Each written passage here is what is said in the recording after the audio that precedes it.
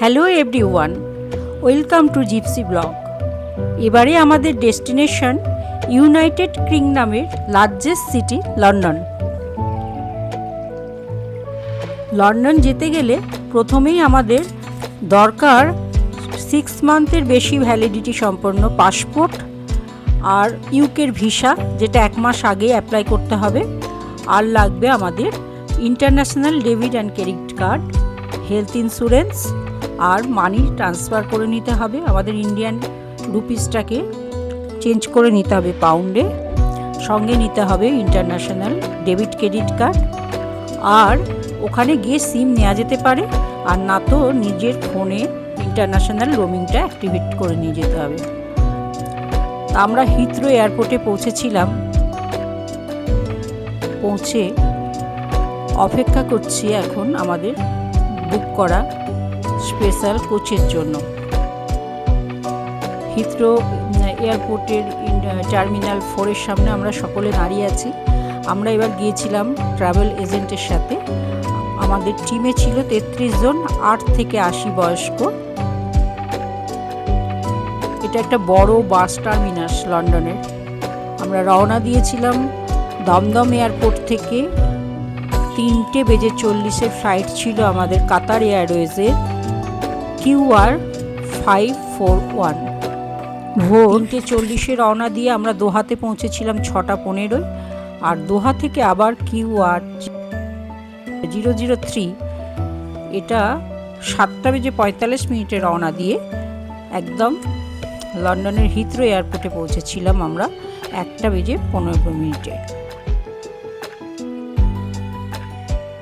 লন্ডনের টাইম কিন্তু Indian time থেকে 5 ঘন্টা এগিয়ে। এয়ারপোর্টে নেমেই আমরা ঘড়িটাকে অ্যাডজাস্ট করে নিয়েছিলাম লন্ডনের সময় অনুযায়ী। এখানে তখন টেম্পারেচার 4 ডিগ্রি সেলসিয়াস।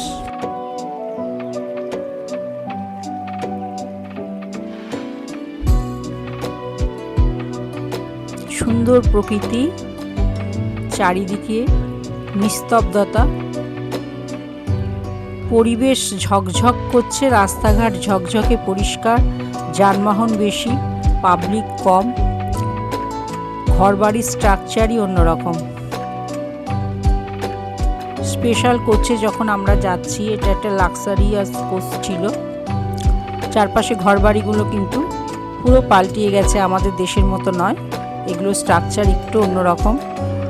আর রাস্তাঘাট একদম পরিষ্কার পরিচ্ছন্ন, প্রকৃতি যেন ঢেলে সাজিয়ে দিয়েছে। আর ওয়েদার কিন্তু এখানে বিভিন্ন সময় মুড চেঞ্জ করে। আমরা একদম প্রথম পৌঁছে গেছি রিভার ক্রুজ করব বলে টেমস নদীর ধারে।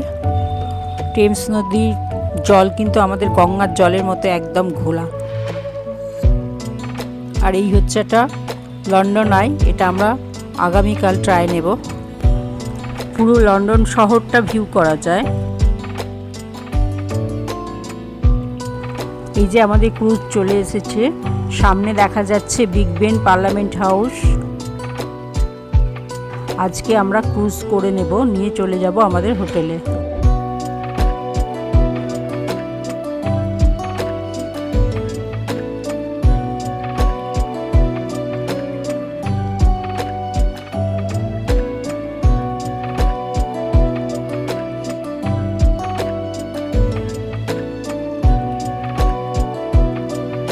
এই হচ্ছে টাওয়ার ব্রিজ।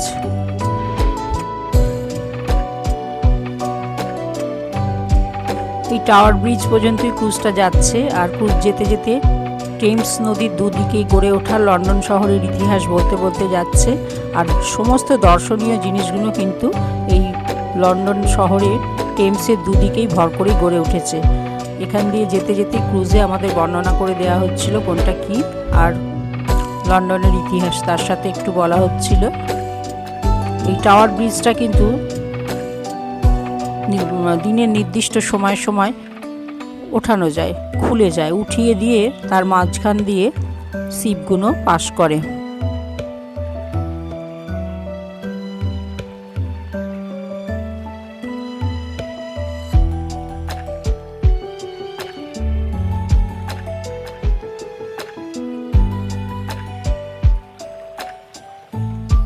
অর্থনৈতিক দিক দিয়ে একটা সমৃদ্ধশালী শহর হচ্ছে এই লন্ডন।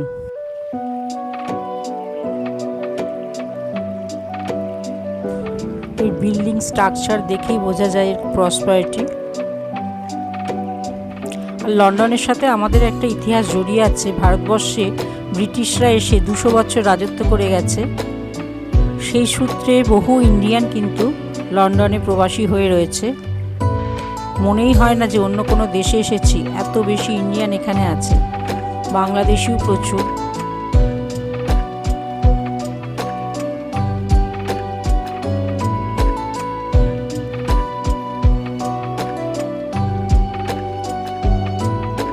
তো সন্ধ্যাবেলা এই রিভার ক্রুজ শেষ করতে করতেই আমাদের বিকাল গড়িয়ে গেছে। তো এখানে সূর্য কিন্তু অস্ত যায় প্রায় রাত্রি 8টা-9টা, ততক্ষণ পর্যন্ত দিনের আলো থাকে। আমরা সন্ধেবেলায় ডিনার সেরে নিয়েছিলাম ঠিক সন্ধে 7টার সময়।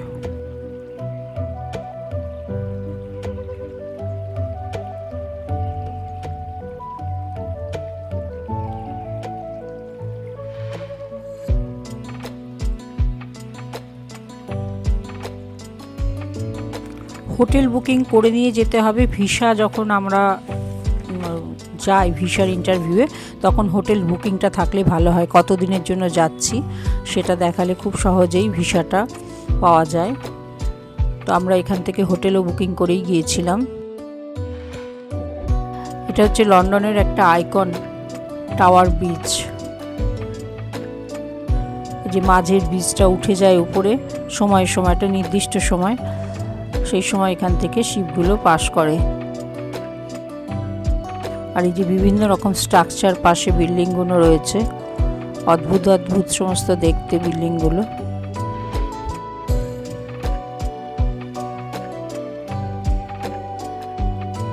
এই রিভার ক্রুজে আমরা মোটামুটি লন্ডন শহরটাকে বেশ ভালো করে দেখে নিলাম। টেমসের দুদিকে ভর করে গড়ে উঠেছে পুরো শহরটা।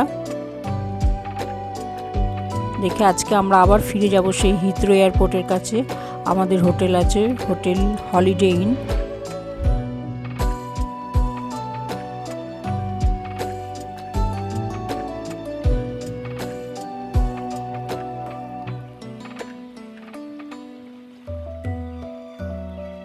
এখানের মিউজিয়ামে রাখা আছে আমাদের ভারত থেকে লুটে নিয়ে যাওয়া কোহিনূর মণিটা।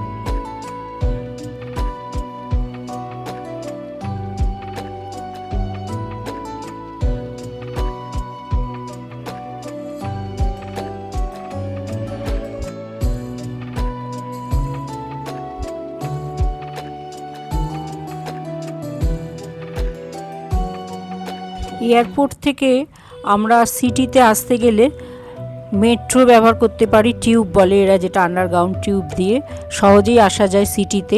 তাছাড়া ক্যাব বুক করেও আসা যায়। ক্যাবে একটু ভাড়াটা বেশি লাগে।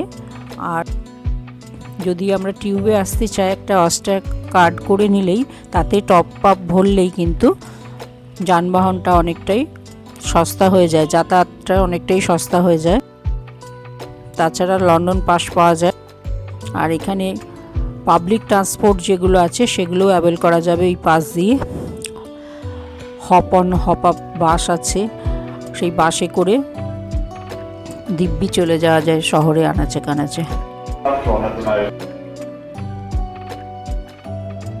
এই যে ক্রুজের ভেতরটা দেখে নাও, কি সুন্দর দেখতে লাগছে, মনে হচ্ছে একটা হোটেলের মতো। কত বড় ক্রুজটা। সবাই ডেকের উপরে উঠে গেছে, কিন্তু এত কনকনে ঠান্ডা হাওয়া, মনে হচ্ছে ভেতর থেকে দেখাই ভালো। তো ডেকের উপর থেকেই শহরটাকে বেশ ভালো করে দেখা যায়।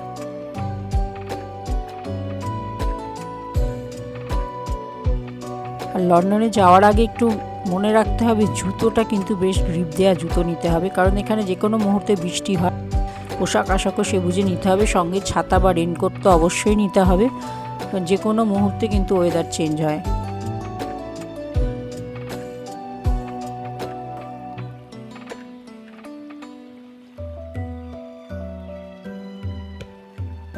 এটা চ্যারিং ক্রস ফেরিঘাট।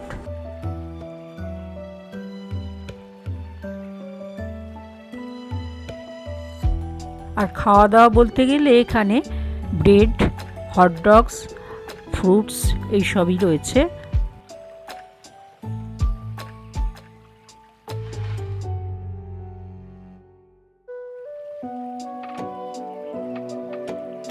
অবশেষে আমরা ক্রুজ শেষ করে আবার আমাদের হোটেলের সামনে চলে এসেছি।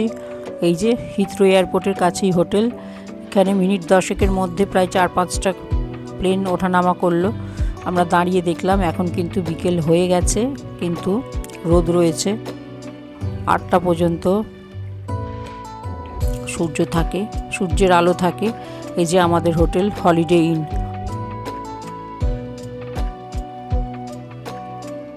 এখান থেকে আমরা একটু আশপাশটা দেখে নিচ্ছিলাম। লোকজন খুব কম।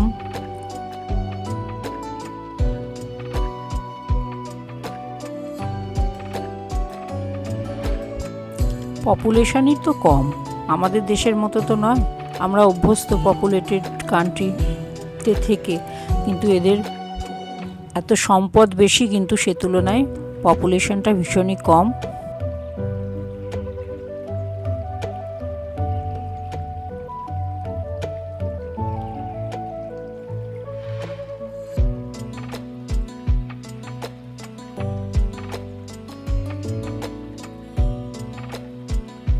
এই যে রেড বাস, দোতলা বাসও আছে।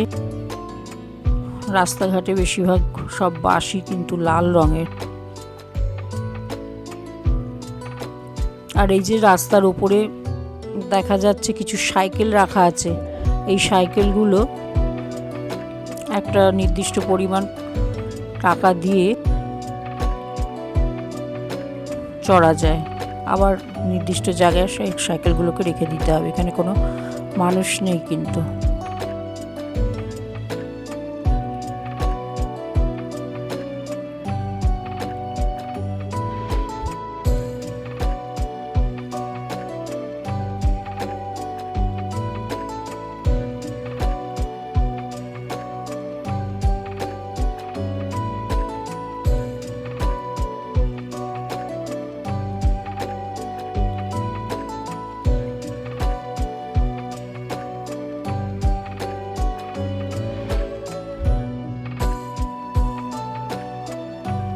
এই যে রাস্তার ধারে সাজানো রয়েছে পরপর সাইকেল। বিভিন্ন জায়গায় রাস্তার উপর এরকম ওদের সাইকেল রাখা থাকে। এই সাইকেলটা নিয়ে তুমি মুভ করতে পারবে। এই যে একটা আসছে ডবল ডেকার বাস, দোতলা বাস লাল রঙের। আজ এই পর্যন্তই। এরপরে আসছে পার্ট 2। আমরা কালকে যাব সিটি ট্যুরে। Bye bye.